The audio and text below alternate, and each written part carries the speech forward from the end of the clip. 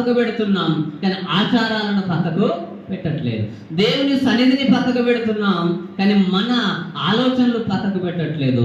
దేవుని యొక్క వాక్యానికి పక్కకు పెట్టేసి, దేవునికి ఇవ్వాల్సిన సమయమును పక్కకు పెట్టేసి మనము లోకానికి అవకాశం ఇస్తూ ఉన్నాం.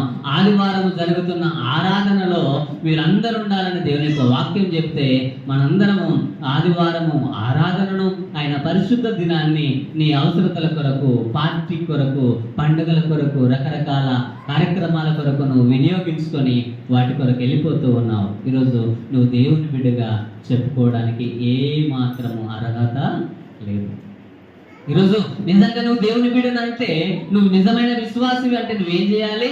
నువ్వు నిజ విశ్వాసికి ఉండే మొదటి లక్షణం ఏంటంట, ఆయన వాక్యమును వినడమే కాదు, విన్నటువంటి వాక్యాన్ని నేర్చుకొని దానిని పాటించే వారిగా ఉండడం. పాటించాలి.